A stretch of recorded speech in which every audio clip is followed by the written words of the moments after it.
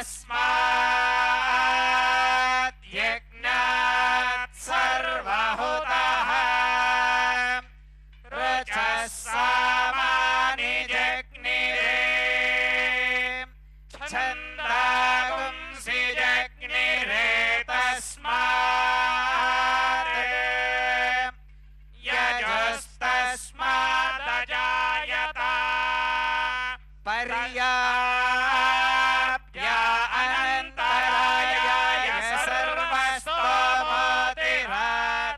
उत्तममहर्भवति सर्वस्याप्यै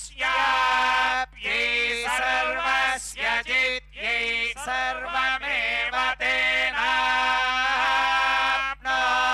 सर्वं जयति।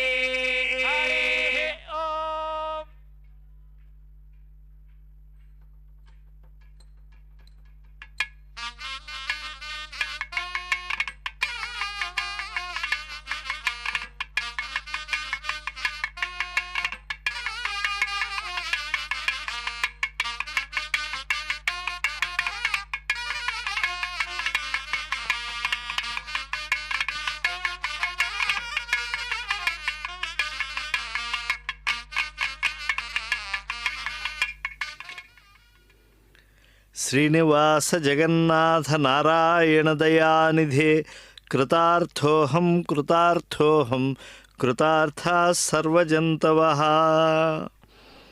స్వామి, బ్రహ్మోత్సవాలు స్థిరంగా ధ్వజస్తంభం మీద ఆ యొక్క ధ్వజపటం రపరపలాడుతూ ఉంటే ఎంతో వైభవంగా జరిగాయి.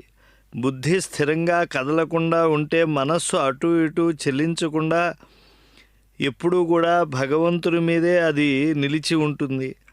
దేవాలయ నిర్మాణ రహస్య శాస్త్రం ధ్వజస్తంభాన్ని ప్రజాపతిగా కీర్తించింది.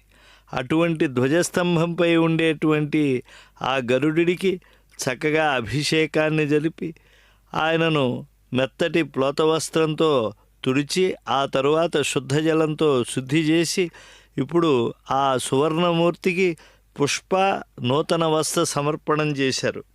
అంటే ధ్వజారోహణం నాడు ఏ ఏ మంత్రాలతో గజ్జెలతో దేవతల్ని ఆహ్వానించారో అదే క్రమంలో ధ్వజ అవరోహణం నాడు మంత్రాలతో గజ్జెలతో మంగళవాద్యాలతో దేవతలందరికీ సాదరంగా వీడ్కోలు చెప్పేటువంటి సమయం. అంటే అధిక మాసం వచ్చినప్పుడు 2 సార్లు బ్రహ్మోత్సవాలు ఉంటాయి, కానీ 2 ధ్వజారోహణలు అవరోహణలు ఉండవు.